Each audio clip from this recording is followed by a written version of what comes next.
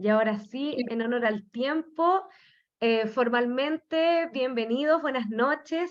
Gracias por estar aquí, gracias por haberse hecho este espacio que ponemos a disposición de la comunidad y que esperamos sea un aporte para tomar nuestras decisiones de manera informada, ¿verdad?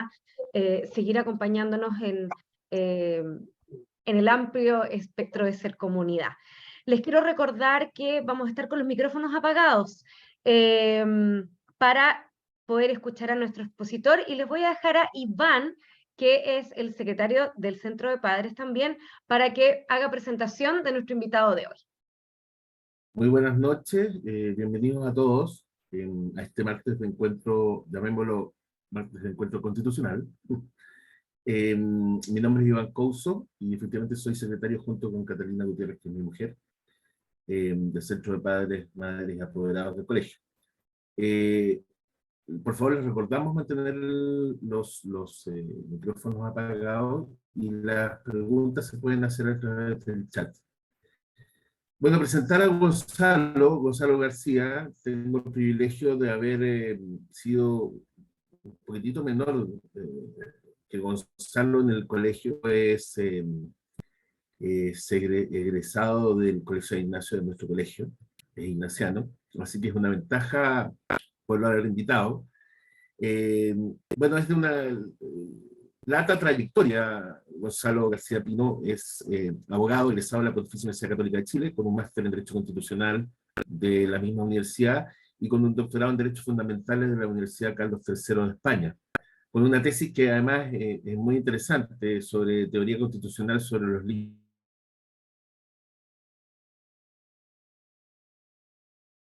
Iván, te perdimos. Justo las cosas de la tecnología.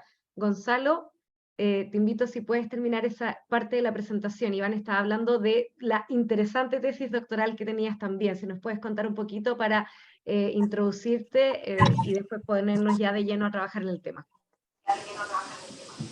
Bueno, gracias por la presentación que quedó por efectos de la tecnología a mitad de camino. En realidad refería a una tesis doctoral sobre una teoría sobre los límites al ejercicio de los derechos fundamentales, que es uno de los temas claves en materia de derechos, cuando justamente cómo entran en conflicto. Es bastante habitual que los derechos entren en conflicto, entonces uno de los problemas centrales es cómo resolverlo, y para eso no solo la Constitución establece algunos criterios, sino que sobre todo son determinaciones jurídicas y jurisprudenciales que te permiten resolverlo. Pero bueno, de esa tesis yo hice muchas cosas, y quizá lo que me permitió, curiosamente, muchos años después, su aplicación fue haber ejercido como ministro del Tribunal Constitucional durante 11 años, desde el año 2011 hasta marzo del año pasado. Y ese fue un enorme privilegio, y ahora, como se llama, desde hace mucho tiempo, en realidad yo he dedicado una carrera desde el punto de vista de la perspectiva constitucional, y en este minuto soy codirector del Núcleo Constitucional de la Universidad Alberto Hurtado. Hecha esta presentación en lo ligero, digamos. Voy inmediatamente, ¿o no, Carolina? Supongo. Perfecto. Sí, sí, Gonzalo, vamos nomás. Queremos, como decíamos, ¿no es cierto?, que esta sea una instancia como sobre todo informativa. Poder tomar decisiones informadas es importante, y ahí tú eres el experto, así que vamos nomás. Bueno, muchas gracias. Voy a compartir pantalla para quien me vaya acompañando una presentación. Quiero hacer primar el tono informativo detrás de este proceso, entonces voy a hacer esa dinámica.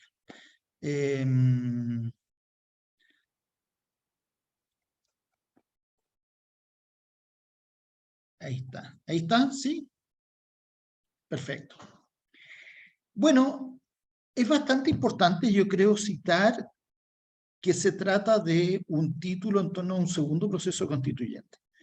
Eso alguien puede incluso ser objeto de debate, porque en realidad es la tercera intentona de proceso constitucional, hubo un proyecto de reforma, de nueva constitución planteado en marzo del año 2018 por la presidenta Bachelet, después de todo un proceso de cabildos y participación.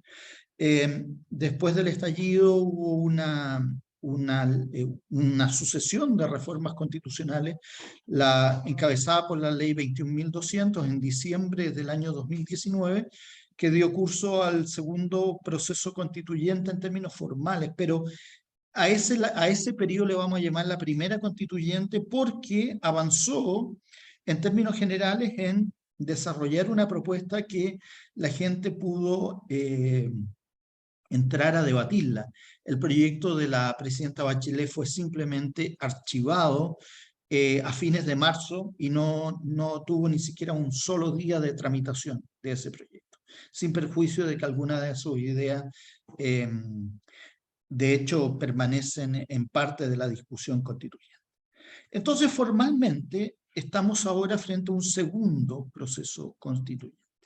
Este segundo proceso constituyente se abrió con el proceso de rechazo de la anterior constitución, de la propuesta de la Convención Constitucional, y a partir de un acuerdo político desarrollado por los diversos partidos con representación parlamentaria, se avanzó en esta propuesta que fue reformulada a través de la ley 21.533.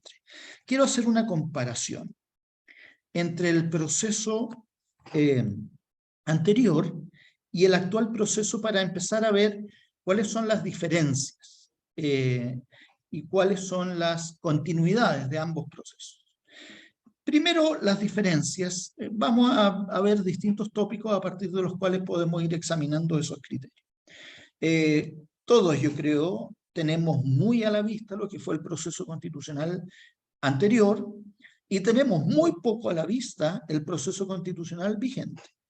Entonces, a partir de esta dualidad, voy a quizás hacer un ejercicio para ir haciendo las comparaciones.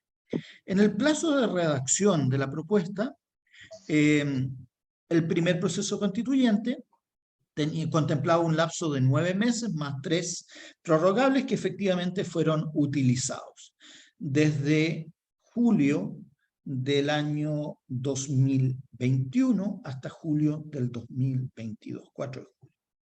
En cambio, el actual proceso constituyente contempla etapas diferentes y estamos en la primera etapa en donde se le otorgó un lapso de 3 meses para el desarrollo del anteproyecto a la comisión de expertos y un lapso de 5 meses para la presentación del proyecto por parte del Consejo Constitucional. ¿Cómo se aprueba cada norma? Los quórum también han cambiado.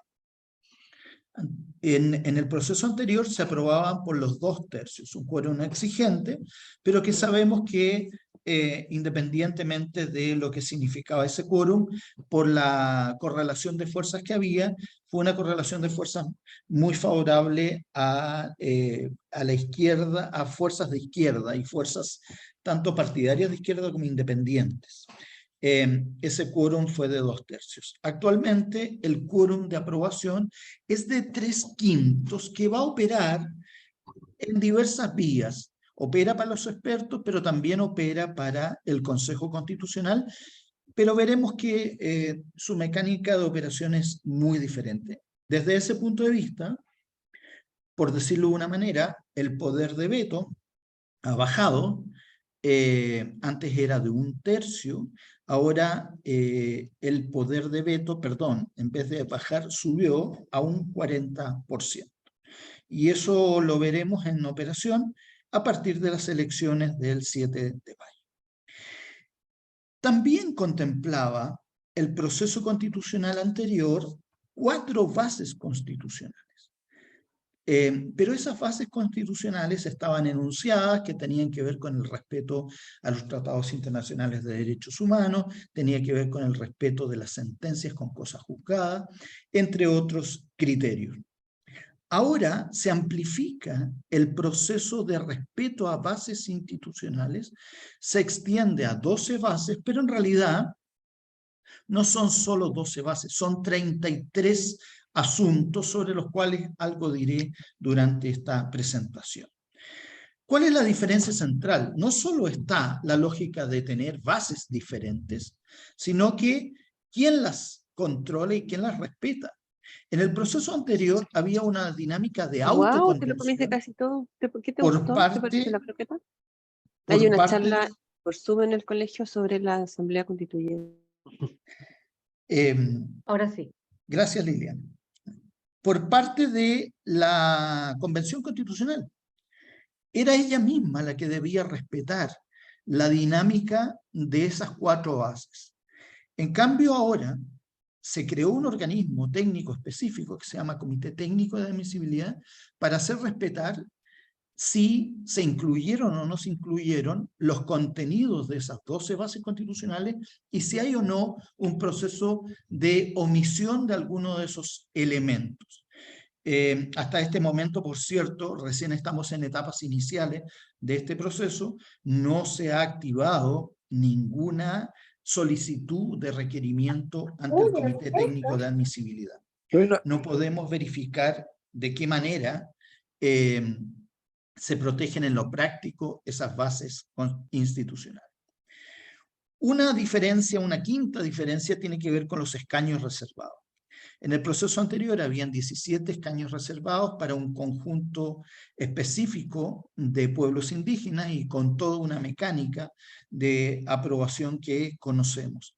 En cambio, ahora hay una incierta participación de escaños reservados, porque en términos estrictos, en realidad la expresión reservado no se debe utilizar, porque solo va a operar si es que hay un quórum significativo de respaldo en la votación en el padrón electoral indígena. Para eso hay 3 candidatos a consejeros constitucionales y es bastante poco previsible que alguno de ellos alcance esa posición o quizás en el mejor de los casos tan solo uno. Una sexta diferencia tiene que ver con el plebiscito de entrada y de salida en el caso del Acuerdo por la Paz, y en este caso solo contempla el presente proceso constituyente un acuerdo o plebiscito de salida para aprobar o rechazar el plebiscito, el proyecto de constitución propuesto por el Consejo Constitucional, que en último término el que propone la Constitución. En cuanto a la obligatoriedad del voto, el proceso anterior tenía una asimetría en la dinámica del voto, en donde hubo una dimensión de voto voluntario para entrar al proceso y un voto obligatorio de salida. Esa asimetría fue central en las especificaciones de los resultados. En términos estrictos participaron entre una y otra votación, hubo más de 5 millones de votos de diferencia. En cuanto a los órganos, el proceso anterior solo contemplaba un órgano definitivo, la Convención Constitucional, que es el que hacía la propuesta. En cambio, aquí hay una complejidad de órganos que hace que haya mecanismos que después veremos con un poquito más de detalle, que permiten una participación más plural. Comisión experto, Comisión Técnica de Admisibilidad y Consejo Constitucional. Número de integrantes, el anterior era 155 integrantes, siguiendo la lógica de la base electoral del sistema electoral proporcional de la Cámara de Diputados, que son 155 miembros. En cambio acá, la dinámica es completamente diferente, son 2 órganos de designación por parte del Parlamento en diversas fórmulas, 24 expertos, nominados 12 expertos por cada una de las cámaras, y 14 árbitros del Comité Técnico de Admisibilidad también nominados por las cámaras. Y 50 miembros del Consejo Constitucional, con lo cual cambió, se utilizó ahora ya no el sistema electoral de la Cámara de Diputados, sino que se utilizó el sistema electoral del Senado, y con eso llegamos a los números en torno a 50 consejeros. Finalmente, en términos de la legitimidad democrática, el anterior proceso constituyente estaba configurada una legitimidad democrática directa. En cambio, en este es indirecta respecto de los expertos y los árbitros, y es directa respecto de los consejeros, y para eso se está confrontando con las reglas electorales que conocemos y se establecieron en la propia Constitución, el proceso electoral que está en curso de aquí al 7 de mayo. Quiero detenerme un poco en cuánto va de la mano el proceso constituyente que derivó en el rechazo del texto anterior con el actual proceso constituyente. El actual proceso constituyente es un proceso que, a diferencia del anterior, en donde hubo un predominio de fuerzas independientes, ahora es un predominio de un control de los partidos políticos con representación en el Congreso. Entonces, se intenta, mediante la dinámica de las bases institucionales, reducir todo riesgo de una perspectiva refundacional. Y para eso se establecieron, y usted basta a veces la sola lectura, para darse cuenta de cuán reactivo es el actual proceso en relación a algunas de las discusiones preferentes que hubo en el proceso constituyente del año anterior. Entonces la primera no tiene gran discusión de que Chile es una república democrática. En eso no diría que hay una novedad sustantiva, salvo en un tema más bien técnico, que es que por vez primera en la historia de nuestra Constitución, del constitucionalismo chileno, se asume la idea de la soberanía popular. Aquí yo sé que hay algunos abogados. Abandonamos la tesis de la soberanía nacional. Eso quiere decir que no hay legitimidad directa para el mandato de las autoridades, y todas estas son legitimaciones indirectas por la vía de medios democráticos. La soberanía popular es bien central en términos de la doctrina política desde Rousseau en adelante como una de sus manifestaciones más sistemáticas.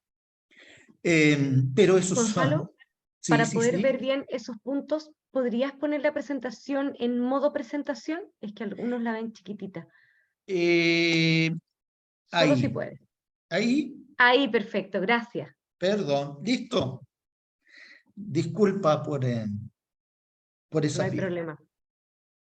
La segunda base es que Chile es un Estado unitario y descentralizado. Con esto se quiere poner en énfasis que no exista, pese a la dinámica de descentralización del país, alguna perspectiva de ruptura. Algunos sintieron que la configuración de estados regionales del proceso constituyente anterior podía derivar en alguna ruptura de los mecanismos institucionales del país, de sus mecanismos de regionalización.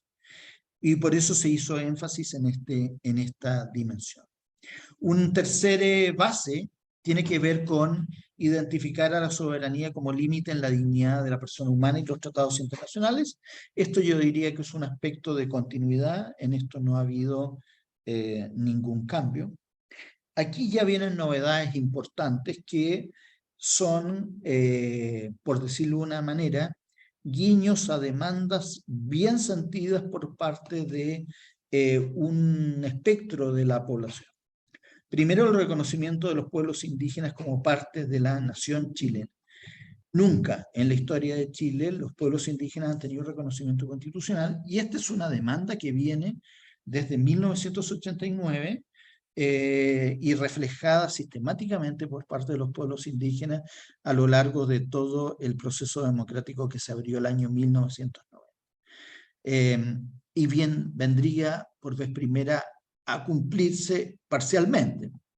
Y digo parcialmente porque una de las perspectivas es solo esta frase, y la otra y la otra manera es que evidentemente se le pone un límite a la naturaleza del reconocimiento de la nación. Ustedes ya saben que hubo un extensísimo debate sobre la noción de plurinacionalidad, y desde este punto de vista este proceso rompe y cierra toda perspectiva de la dinámica plurinacional al interior del país, lo cual desde el punto de vista conceptual en realidad nos debe situar en una perspectiva de reconocimiento de los pueblos indígenas como un fenómeno pluricultural y de multiculturalidad en términos estrictos, no de multinacionalidad. Una quinta demanda que es central en la discusión actual es la configuración de Chile como un Estado social y democrático de derecho. ¿Qué quiere decir esto? Este es el consenso obtenido por las democracias europeas de posguerra para articular probablemente el mejor momento desde el punto de vista del desarrollo democrático y del crecimiento económico de esas naciones europeas. Fue lo que permitió el rehacer y reconstruir después de la Segunda Guerra Mundial. En esta dinámica del Estado Social y Democrático de Derecho confluyeron un conjunto de fuerzas socialdemócratas, demócratas cristianas y liberales que permitieron a diversos países de Europa, Alemania, Italia, España, reconfigurar sus democracias conforme a este principio. Y desde ese punto de vista es la manera de entender tres cosas a la vez. Primero, la orientación social del Estado, en el sentido de que el Estado supone el cumplimiento de determinados fines sociales. En segundo lugar, que esos fines sociales no se obtienen de cualquier manera, sino que deben obtenerse de una manera democrática, o sea, esto quiere decir mediante un proceso progresivo de desarrollo de leyes en el Congreso y conforme a un Estado de Derecho, esto es, respetando las reglas que el derecho impone para efecto de ordenar la situación al interior de un país. Este principio además se enmarca en la lógica de la responsabilidad fiscal, que viene siendo por vez primera un principio que, si bien estaba presente de manera implícita, ahora se explicita en la Constitución. Una sexta base son el reconocimiento de los emblemas nacionales que estaban en la Constitución y que se entendieron que había un desconocimiento en el proceso anterior de los emblemas. Adicionalmente, uno de los grandes factores de una constitución es la arquitectura constitucional del poder. Y esa arquitectura, ese diseño constitucional del poder, uno lo desarrolla sobre la base de cómo construye poderes separados e independientes. Y eso, en este proceso constituyente, se entendió que era mediante el reconocimiento de un poder ejecutivo, auspiciando un jefe de gobierno, en términos teóricos posibilitaba una discusión sobre diversos regímenes políticos, digamos presidencialismo, semipresidencialismo, parlamentarismo, pero la comisión experta cerró el debate y le dio continuidad al presidencialismo, y en este minuto estamos frente simplemente a una moderación de algunos de los elementos del presidencialismo y un ejercicio de diseño de algunos de los problemas que tiene el presidencialismo. Se reconoce el Poder Judicial como tal, como ese nombre, con unidad jurisdiccional, y eso genera algunas dificultades que veremos más adelante o pueden venir por el lado de las preguntas. Y finalmente, un reconocimiento de un poder legislativo bicameral, en particular mediante el establecimiento.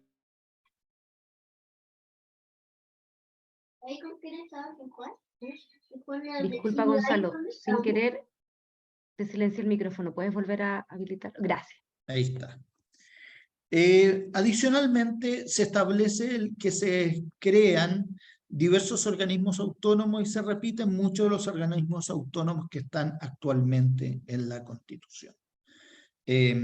Avanzo hacia... después se pone énfasis en el reconocimiento de algunos derechos, en general derechos de naturaleza muy civil.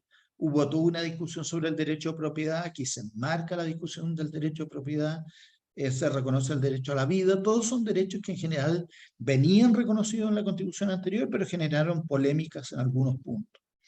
En particular, en el otro punto, en la base 10, se reconoce a las Fuerzas Armadas y a las Fuerzas de Orden y Seguridad, pero con nombre y apellido, en particular de la que quede dentro de la Constitución la noción de Carabineros de Chile y PDI. Además, en un contexto de identificación de problemas de seguridad, se establece que la Constitución debe reconocer 4 estados de excepción constitucional, que en realidad son los vigentes, más un quinto que se agregó en estos últimos tiempos sobre un debate de protección de infraestructura crítica, para finalmente tener una última novedad sobre una dimensión más amplia de protección del cuidado y la preservación de la naturaleza y la biodiversidad. Entonces, esta es la demanda. La demanda es reconocer estas bases constitucionales. ¿Cómo se reconocen estas bases constitucionales? El proceso, voy a intentar hacer un ejercicio relativamente comparativo. Este fue un acuerdo al interior del Congreso. Entonces, el mecanismo para producir ese acuerdo lo que hace es hacer un procedimiento muy paralelo a lo que es el actual proceso constituyente, con la siguiente figura que quizás nos pueden ayudar a entender mejor el proceso. En el fondo, la comisión experta que propone el anteproyecto en realidad opera como cámara de origen. ¿Dónde se origina el proyecto? En la comisión experta. ¿Cuál es su deber? Proponer un anteproyecto. Después viene la cámara revisora. ¿Cuál sería esa cámara revisora? El Consejo Constitucional. ¿Y cuál es su función? Definir el anteproyecto. ¿Y qué pasa con las bases? Las bases es una especie de tribunal constitucional que es revisado, que en realidad se llama Comité Técnico de Admisibilidad, y su objetivo es controlar y respetar las bases constitucionales. Este es el proceso en una sola lámina de lo que vamos a vivir a lo largo, que ya estamos viviendo y que seguiremos viviendo a lo largo de este año. ¿Cuál es el proceso de construcción del anteproyecto? Y con esto ya voy terminando hacia la parte más expositiva.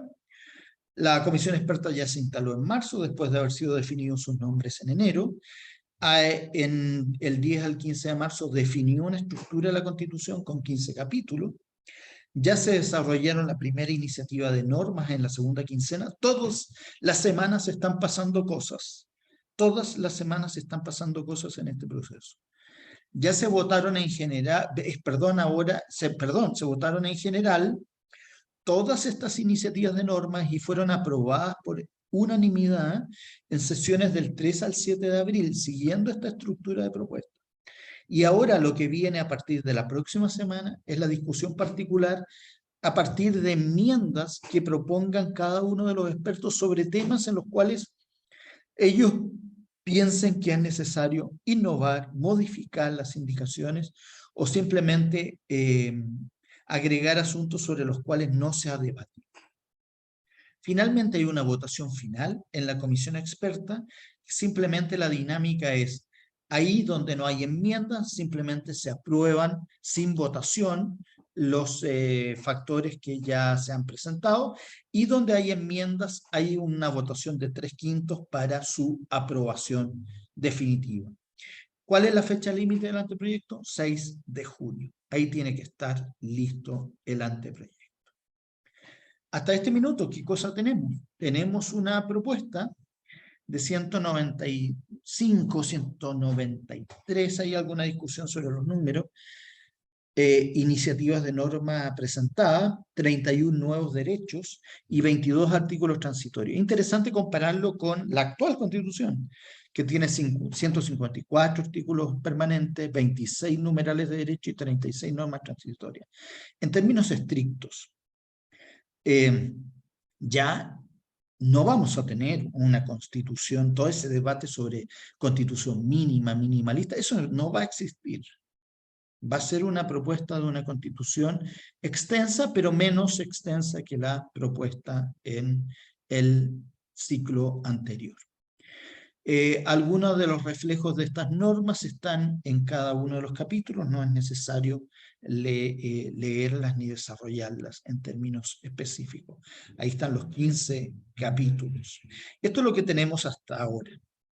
Lo que viene y con esto termino esta parte, es el proceso de elección de consejeros constituyentes el 7 de mayo, y los consejeros constituyentes, su deber es tener este anteproyecto, que se lo va a entregar y que concluye el día anterior a la elección, y si quieren cambiar algo del anteproyecto, tendrán que tener 3/5 partes de votos para cambiar esas normas.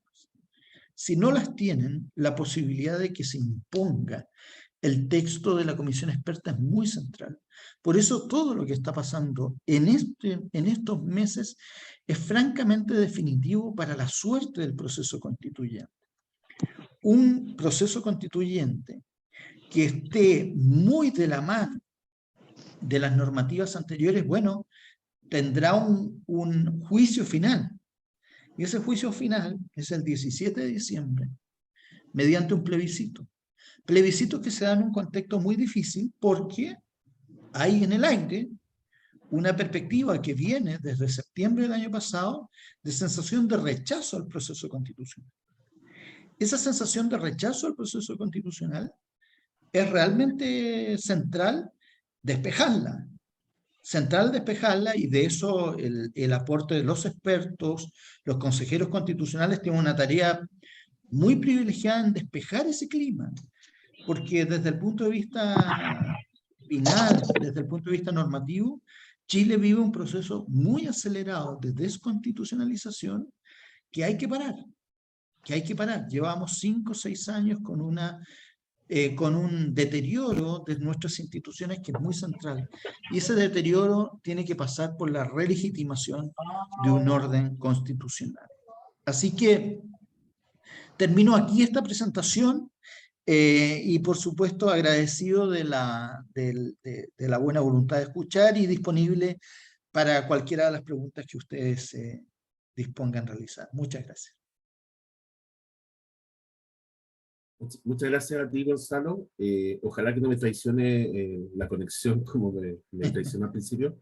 Mira, yo hice una pregunta en el chat, que además invito a los demás personas a hacer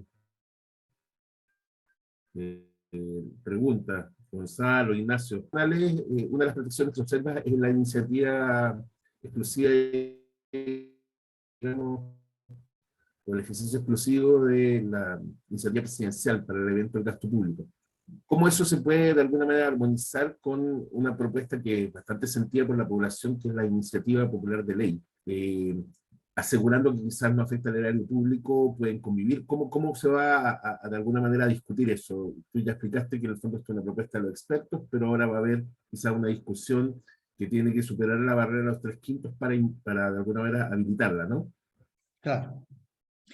A ver, yo creo que efectivamente el principio de iniciativa exclusiva de gasto es un principio que está completamente cuestionado hoy y es parte de la desconstitucionalización, y lo voy a explicar muy en simple.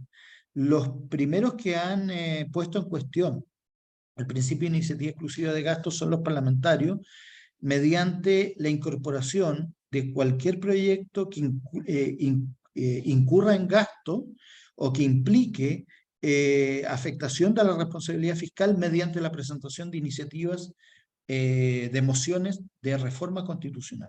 Entonces, voy a decirlo en simple para todos, esto es muy jurídico lo que acabo de decir, en simple, los retiros, el 10%, fue ejecutado mediante normas constitucionales transitorias, vulnerando el principio de iniciativa exclusiva del gasto. Ahora, eso no vulneraba la Constitución, porque utilizaban la Constitución.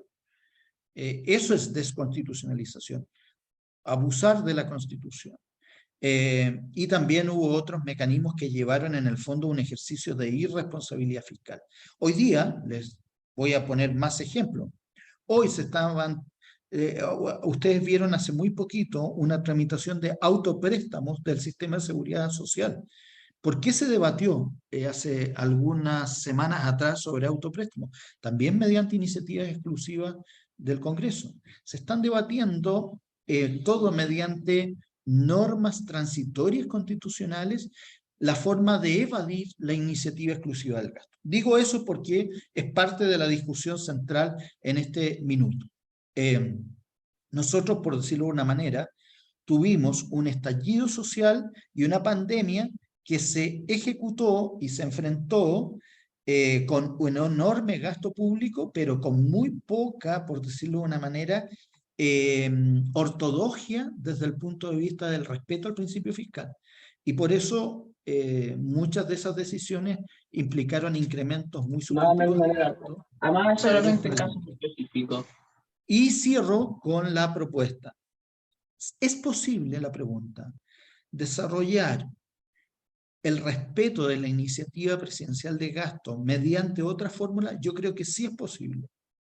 Porque en el fondo, ahí lo único que te piden, y hay otros mecanismos constitucionales, por ejemplo, estoy pensando en Austria, Alemania, países que tienen responsabilidad fiscal a tope, digamos, en donde otorgan una obligación de que tú puedas presentar un proyecto de ley que involucre gastos y entras en un proceso de negociación.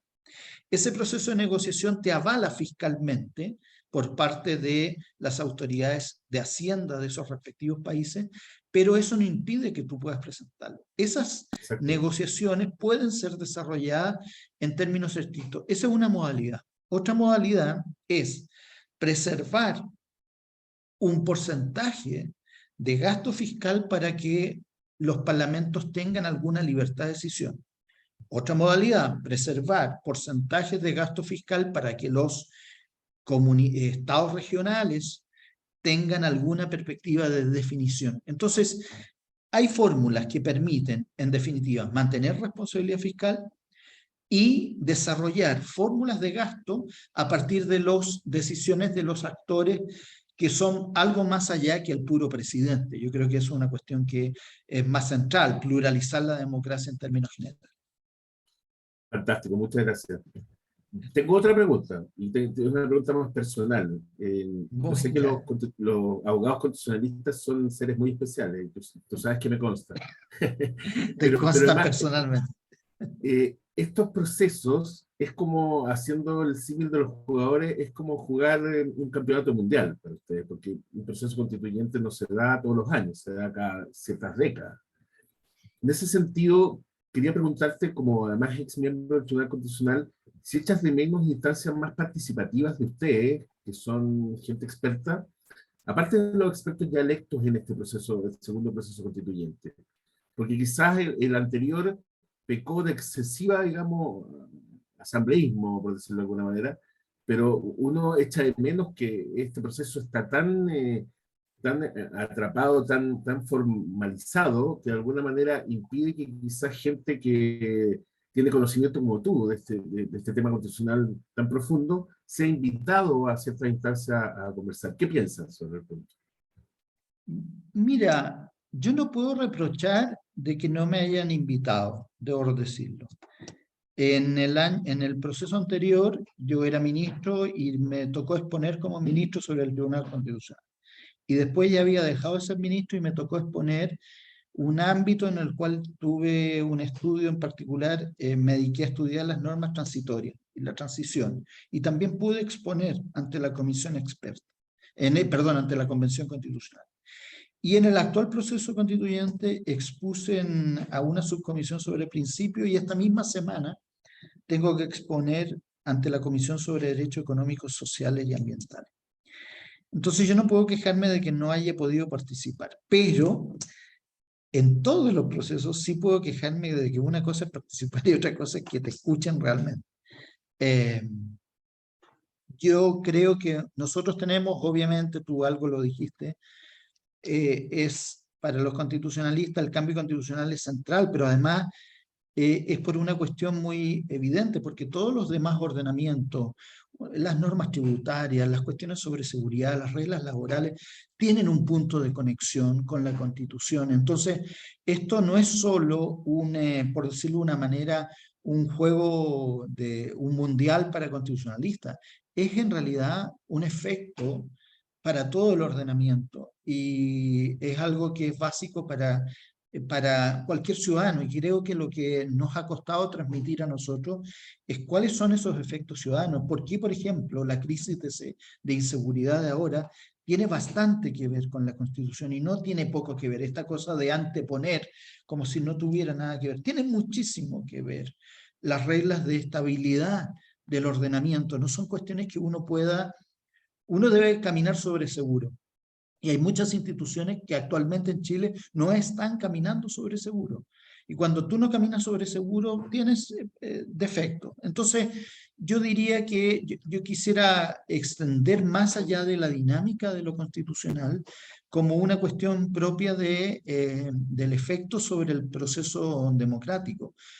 A mí me encantaría que respetáramos el sentido de las normas, así lo más preciso, y me encantan, por ejemplo, constituciones, no sé, hay gente que mira, nosotros miramos grandes países, pero a mí me encanta, por ejemplo, la Constitución de Portugal, que es una constitución como de muchos, los profesores de Derecho Constitucional estuvieron ahí, sin lugar a dudas, pero a nadie le importa, por supuesto.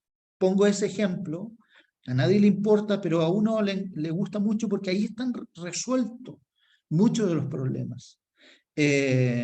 Las constituciones son constituciones políticas de la República y nosotros tenemos que luchar para que no haya solo retórica, que tengan que ser normas, que al final prevean cómo salir de un conflicto en el Congreso, prever cómo salir de un conflicto en las Cortes, prever cómo una crisis sobre el sistema privado de salud no se resuelva sin respeto a las formas y a las normas. Eso es parte de por lo menos mi obsesión. Hay una pregunta Gracias, en el chat, Iván. dice, Gonzalo, ¿se podrá revertir la desafección de la población en la próxima elección? ¿Se producirá algo de entusiasmo? Yo creo que no va a haber entusiasmo. Eso ya está bastante garantizado, la ausencia de entusiasmo. Pero lo que no debe pasar es que haya ausencia de votación. Un demócrata vota con o sin entusiasmo. Un demócrata vota con las convicciones de siempre, digamos, para algo fue formado. Y esas convicciones son las que te llevan ese día a levantarte con esa vieja retórica que nosotros la encontramos absurda, pero nos gusta decirlo al final, que es una fiesta de la democracia siempre. Y esas convicciones no están formadas ni se van a formar en estos días. Entonces, estoy seguro de que no va a haber esa gran movilización que debería haber. ¿Por qué? Porque basta pensar y mirar las franjas para darse cuenta de que, bueno, no resulta claro a qué te están invitando. No resulta claro. No resulta claro. ¿Qué se vota el 7 de mayo? ¿Qué se vota? El 7 de mayo debería estar más o menos claro en qué sirve, para qué sirve, cuáles son las fisuras constitucionales que debemos reparar. Y yo creo, voy a entrar en materia que puede generar alguna polémica.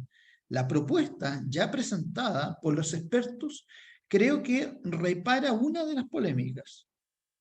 Durante mucho tiempo, algunos vieron que después del rechazo, del masivo y contundente rechazo de la Constitución propuesta por la Convención Constitucional, ese masivo rechazo terminaba en el famoso artículo 142 de la Constitución, que simplemente decía, bueno, continúa vigente la actual. Para algunos piensan, bueno, ¿por qué continúa vigente la actual? Ya está resuelto el problema. Bueno, ese dilema no está en términos estrictos resuelto porque la desconstitucionalización no se ha parado. Porque todos los santos días en el Congreso se siguen presentando proyectos que vulneran la Constitución. Todos los santos días tenemos problemas sobre judicialización de una manera bastante extraña en los tribunales de justicia. Nosotros necesitamos reformular el ordenamiento del país. El artículo 142 simplemente era la lógica consecuencia del proceso sobre el rechazo, pero aquí hay que hacerse cargo de las debilidades del proceso constituyente vigente. Entonces, la propuesta presentada por los expertos en 24 días en realidad fue una señal muy poderosa para decir, mire, yo voy a tener una nueva constitución, pero se parece bastante a la vigente, pero necesito modificarla en algunas innovaciones centrales. Reconocimiento de pueblos indígenas, Estado Social y Democrático de Derecho, amplifiquemos un poquito más las respuestas en materia ambiental. Esa perspectiva es la que yo creo que todavía falta. Falta el enganchar un poquito más en los diálogos hacia la innovación, pero en el fondo, para alguien que votó rechazo y que quería que la Constitución vigente permaneciera, me parece que esa respuesta ya está dada, está garantizada. Más bien los problemas son de cuáles son las innovaciones y la perspectiva de futuro. El pasado creo que está resuelto, el futuro es el problema. Bueno, yo te quiero agradecer, Gonzalo. Para mí ha sido realmente interesante la presentación y además muy precisa y muy educativa. Espero que esto haya servido, digamos, para que al menos la votación del 7 de mayo le haya quedado claro a nuestro apoderado. Vamos a sacar una foto, así que por favor les pido que se pongan las cámaras abiertas para que dejemos un registro. De nuestro primer martes de encuentro del año. Exactamente. Y le paso la voz a Carolina, por favor, para que cierre. Gracias, Iván. Vamos, 1, 2, 3, los que puedan tener la cámara encendida para dejar un registro de nuestro primer martes de encuentro. Bien, Max ahí también sacando. Excelente. Bueno, agradecer un montón la convocatoria. Esperamos que, como decíamos, no era una instancia más bien informativa. Sabemos que las elecciones son pronto y todavía hay muchas dudas sobre este nuevo proceso, sobre los cambios, sobre qué vamos a votar. Y creo, Gonzalo, y agradecerte muchísimo que ha sido muy clarificador. Podemos tener un panorama bastante más informado para ejercer nuestro deber, ¿no?, democrático, nuestro derecho y deber democrático el próximo 7 de mayo. Dicho Gracias, esto, Carolina, por la oportunidad de volver a reconectarme con lo que siempre ha sido uno de mis vínculos y una de mis comunidades a las cuales participo. Muchas gracias. Muchas gracias. bien, dicho esto entonces, buenas noches, gracias por acompañarnos y ya les contaremos cuál es nuestro próximo martes de encuentro también para volver a reunirnos. Nos vemos. Ya que estén bien. Adiós. Chao. Muchas gracias. Chao. Chao, chao. Adiós. Chao.